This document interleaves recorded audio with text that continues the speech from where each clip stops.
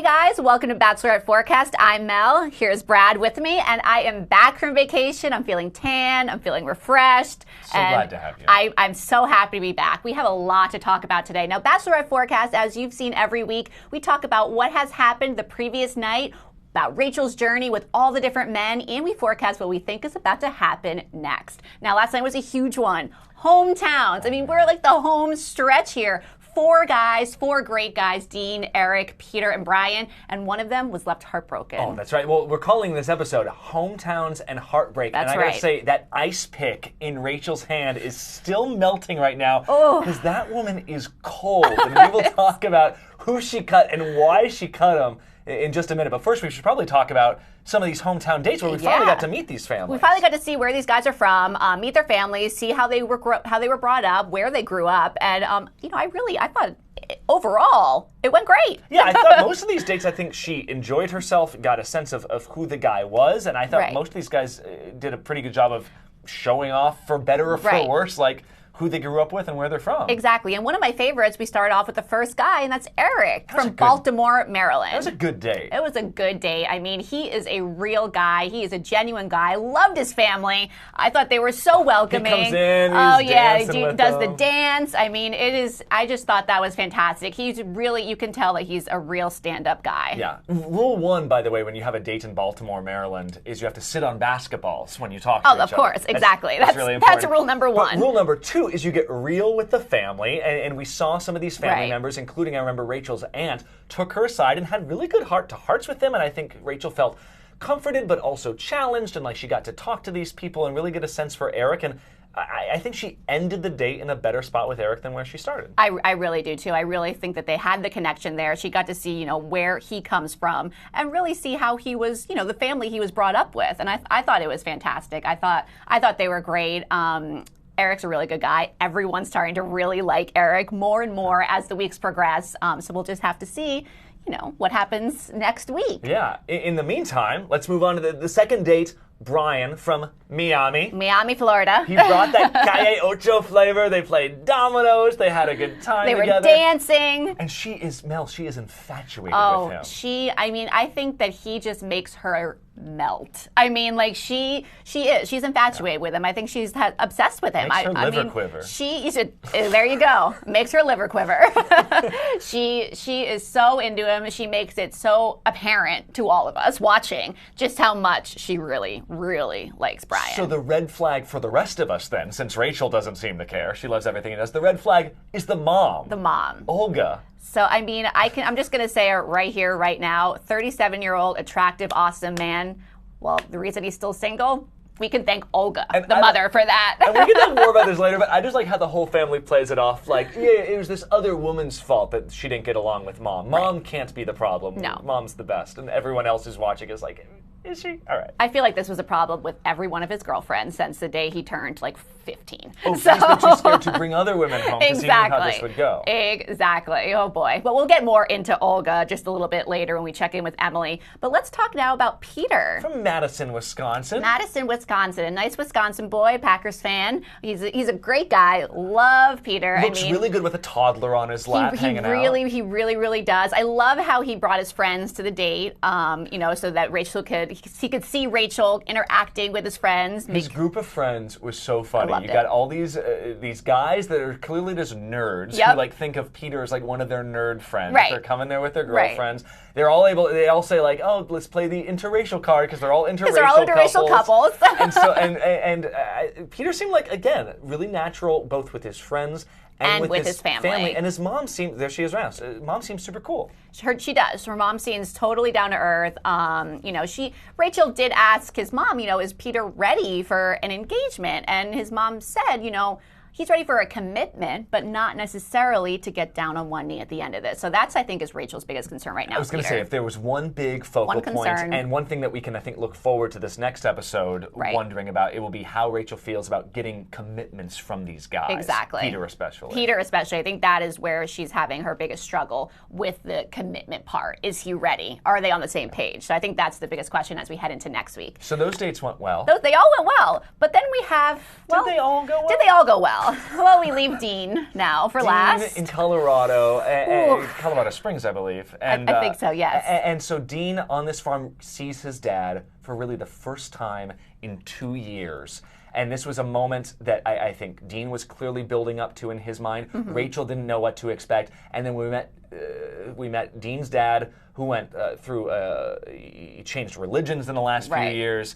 He is, doing a lot of things that Dean did not grow up with. And I think Dean was super uncomfortable and had just never had that big talk with Dad. Exactly. And, what happened here is they picked this night to have that talk. I mean, Rachel's there. You have the show. Producers are there. You can clearly tell on Dean's face how terrified he is. I mean, he is so scared to be having this talk. I mean, it's obviously a talk that they need to have, but to me, it feels like his dad just wasn't even ready for it. I was going to say, to Dean's credit, he goes there. Dean tried really hard, but his dad seemed like he shut him down. Yeah, and this wasn't even Rachel being involved. This was really their moment. This was their moment. You could tell the dad was not that psyched to have cameras around. At one point he said, thanks for bringing this to my house. Right. And Rachel was like, I don't know how to deal with that. Exactly. Okay. And to her credit, Rachel, I think, has shown herself so adept at dealing with families and with others, and even with Dean's dad, she was very diplomatic, but that date was intense. I mean, how does anyone, how does anyone go about dealing with a date like that? I mean, personally, I would probably just gone home because I wouldn't even know what to do. Yeah.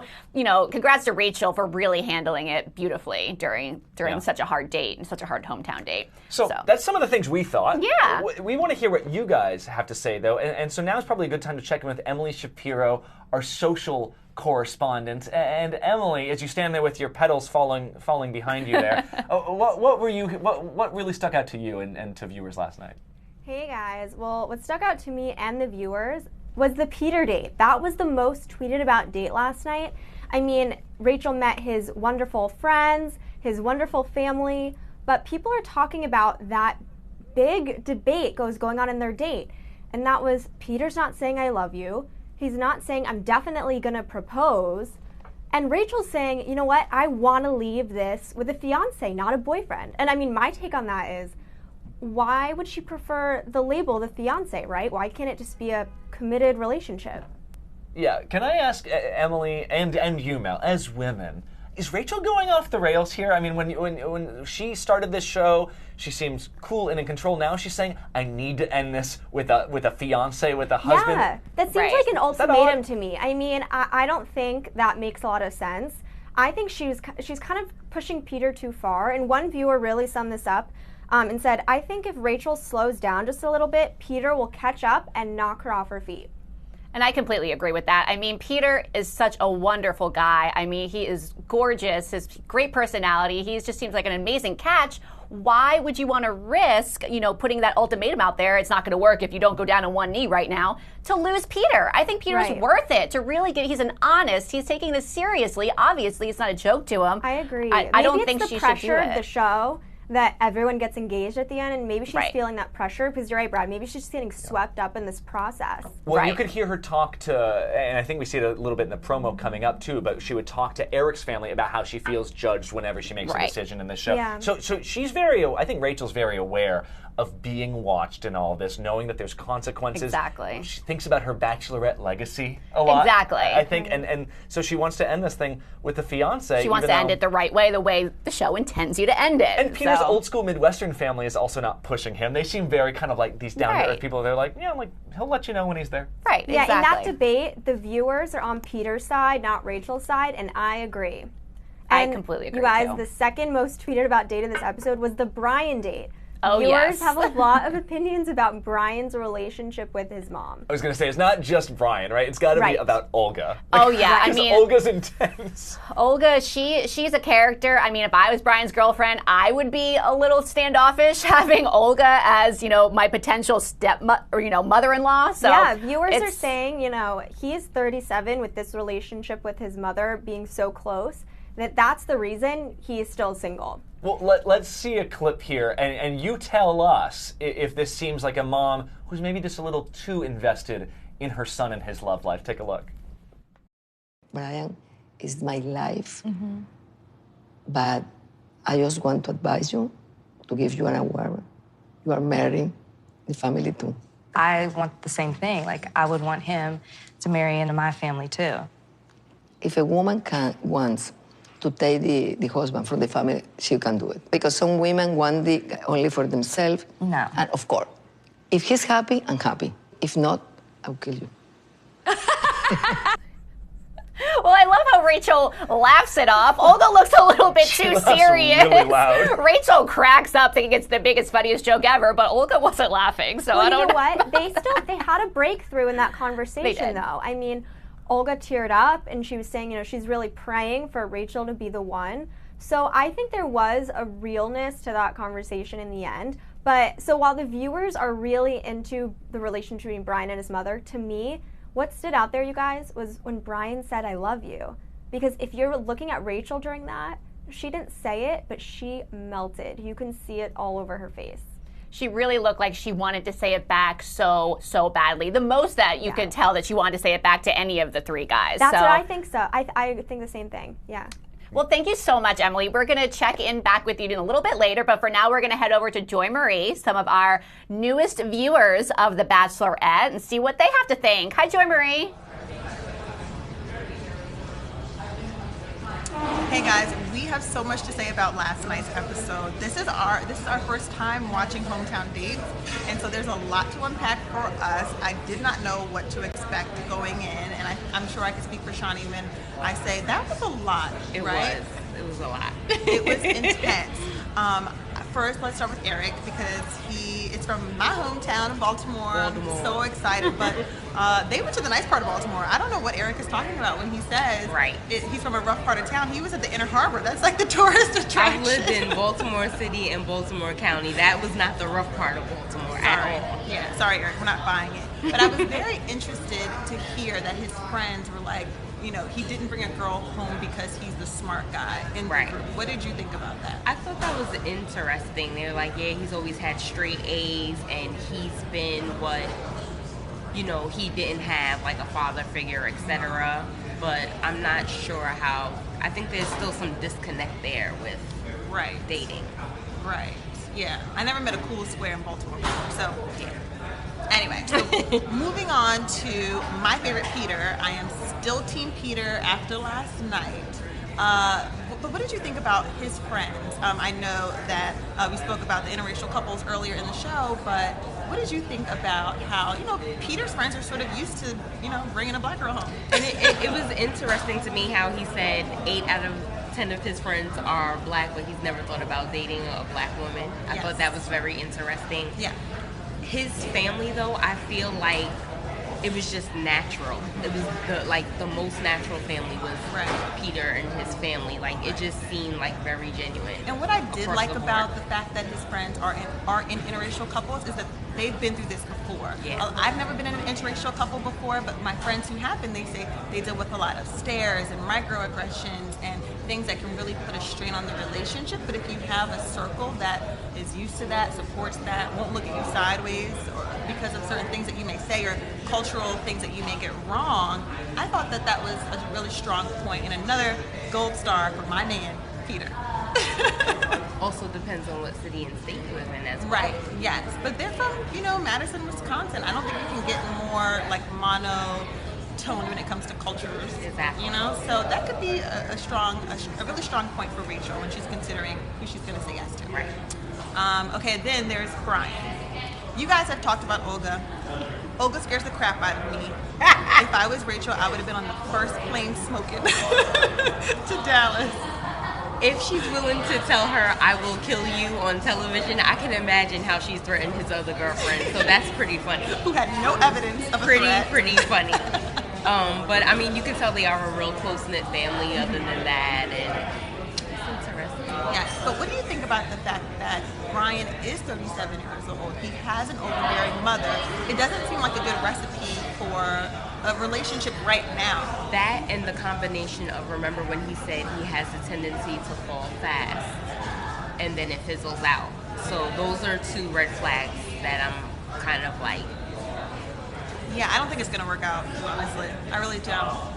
And then we have to get to the most intense hometown date, which was Dean's hometown date. I still love Dean. I still love Dean. And honestly, Dean did say that his father was eccentric, but I didn't see that last night. I saw a father who was, remembered his mother who passed away from cancer, and it just seemed like everyone in the family had come to terms with what happened except for Dean. Yeah, and I think it has a lot to do with Dean being the youngest. Yeah. And being at that age of 15. I'm not sure exactly what his other siblings' ages are. I know they're older, but I think him being 15 and being confused, I think you know how some people I'm the black sheep of the family, but they've made themselves the black sheep of the family? That's exactly what I feel think, like yeah. he's done that to himself. I don't think it's them that's pushing him away. I do wish his pushing father himself would away. have tried to talk to him a little bit more and at least let him get his feelings out, though, instead of getting so mad. Right. So, but what did you think about sending Dean home? I thought it was a great choice. Yeah, it was needed. Dean's not ready. He not has ready. some self-work. I agree. But I also think that none of the guys are ready. I don't know if we've ever said, I don't know if this has ever happened in previous seasons of The Bachelorette, but if I were Rachel, I don't know if I would accept a proposal from any of the guys right now. Yeah. I just don't feel those connections. I feel, again, Bryan, he moves fast, it fizzles out. His mother, Peter, is, of course, my favorite. But his However, mother even warned Rachel. he even said that he has walls up and he's not sure when he's willing to let them down. So I know that's what's making Rachel hesitant as well.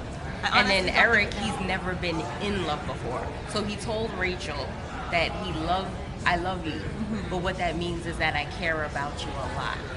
So you're explaining to somebody what I love you means, but Again, I think I can speak for both of us when we say we don't think any of the guys are ready. The only bad thing is that Rachel is super, super ready. And I know that Mel and Emily feel that it's okay for her to walk away with the ring, but I don't think so. I think that if Rachel wants a ring, everyone who agreed to be on the show knew the deal. You got to get down on one knee at the end of this. I think that she should go home with an engagement, and I don't think she should settle for less. And maybe I don't know. I don't know, but I think she should get what she wants out of this because everybody else did, right? Like the previous Bachelorette. So she should get a ring too. I agree. Yeah. All right. Well, that's what we think. But back to you guys in the studio. I'm curious. Thank you, Joy Marie. and now we know a few things about Joy Marie. She wants a ring on the finger, and there would be a joy-shaped hole in the wall if she met Olga.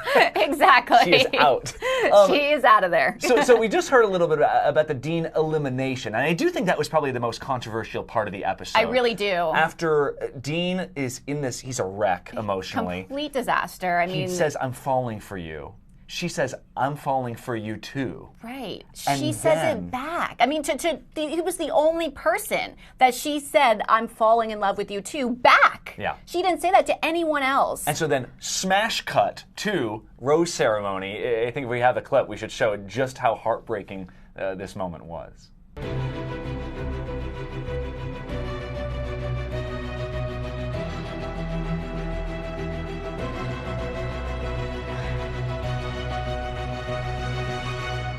Peter.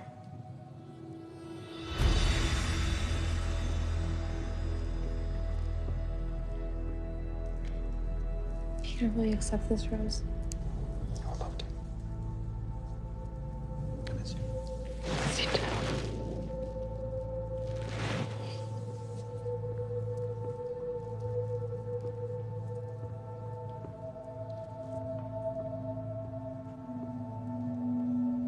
Dean, I'm sorry. Take a moment. Say your goodbyes. Biggie. All right, boy. Good luck, buddy. Good luck, man.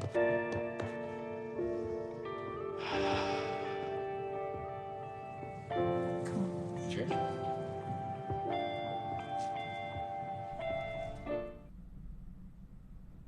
Wow. It's heartbreaking. I mean, for all that Dean's been through with the hometown, telling Rachel how he feels, I mean, it's obviously hard for him to express his emotions. I feel like he had to express so many emotions in that last He was 48 hours. Simmering in It that was- moment, too. And what happens next, of course, is they go out in the hallway and he says, "Dude, you said I'm falling for you too." Right. And then Rachel has the gall to be like, "I don't take any of that back," and then not explain And not explain herself anything. at all. I mean, it's just, you really got to feel for Dean. I mean, I know everyone out there in Bachelor Nation really is truly heartbroken for him. I know a lot of people want him to be the next Bachelor, but, you know, we really we know Dean is young. He has family issues. He probably wasn't ready for this kind of commitment. And Rachel, I think she did make the right decision. I was going to say, you can imagine her saying, I think Dean really needs to be alone with his feelings. Like, he's a 25-year-old, 26-now-year-old kid who's really just awakening to... She didn't say any of that. She's just like, you got to go. And then, that harshest moment from Dean, he goes, good luck. She says, good luck. And he goes,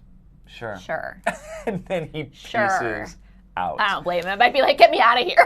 So I will give us both a pat on the back, that we both had Dean getting eliminated. We did. So we had Dean getting eliminated on our top 4. We had, I had Dean, Eric, Bryan, and my other person was eliminated. So here we have Peter, Bryan, Dean. Dean got eliminated. Peter and Bryan I still have in there. They are making their way to with Rachel to meet her family. And Peter, I think he'll get the final rose still. I still got to stick with it. I have to. Yeah, I mean, I still have Peter getting the final rose, and I do see him going through. Not so sure about Eric at this moment, because when I see Rachel, she is so into Bryan. Yeah, and you don't even have Bryan on there. Look I know, at you. no, because I've never liked Bryan that much. much. You just don't want Bryan on there.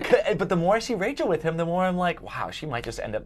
Bryan might end up winning this whole thing, as far as I'm concerned. So right now we're tied. We have 2 and 2. So we both have 2 people left that are still going to make it to next week. So we'll see. One of them will be going home, either Peter, Bryan, or Eric. So we'll see who gets the winner for next week. And as far as No Way Rosé. No Way Rosé. That's what we bring right to No Way Rosé. Yeah. So Peter, Bryan, Eric. What do we think? I think Eric, honestly. I have to say Eric. I mean, she's infatuated with Bryan. Peter, well... It's perfect, Peter. So he's going to stay. I can't imagine her sending him home. He has to be in the final episode. And Eric, I mean, like I said, we've all grown to really love Eric through the past couple of weeks. I think Rachel really, really likes him. I just don't think that he's the one for her. Yeah, so. You can tell that. And let's go. I think we should probably go to promo power, because that's where we're getting some of this information. So promo power, you see, first of all, we're going back to Spain. We're going to Europe because we just can't stay away, apparently. Along with Rachel and her entire family. So here's what her family gets to meet these guys. And we can tell that at least at one point they bring up the fact that Eric's never been in love before. And like, hey, maybe this is just kind of too new for him. Right. I think they're really concerned about that. I mean, Eric doesn't seem as emotionally mature as Peter and Bryan because he hasn't been in love before. Rachel was the first girl he ever brought home to his family. Yeah. I think that's a couple of red flags there for Eric. I think Eric is just so eager to find love that he's kind of foggy in the head about it. He isn't completely clear about what he really wants. Yeah, and there's a couple mini dramas that we see there with the other guys as well. There remains the question of, will Peter be able to commit to Rachel, and is that going to be the thing that drives them apart? Because Rachel needs that ring on the finger. Maybe she does. And what is it that Bryan says when he says, I gotta go? Or is this just creative editing? He just gets up off the dinner table and says he needs to excuse himself. Why? We don't know. Could be because he has to blow his nose. Exactly. Again, this is a promo. He could need to just go to the bathroom. It could be completely less dramatic than it looks, but we'll have to just wait and see till next week. So it's going to be a very exciting week next week, meeting Rachel's family with the 3 guys left over. Can't wait to see what happens. We're getting close, you guys. Stick with us with Bachelor Forecast for every step of the way as you try to decipher for yourself who is going to last. Who's going to get the final rose. Who is going to be with Rachel. For Mel Griffin, I'm Brad Milkey. You guys, thanks for watching. We'll see you next time. Bye-bye.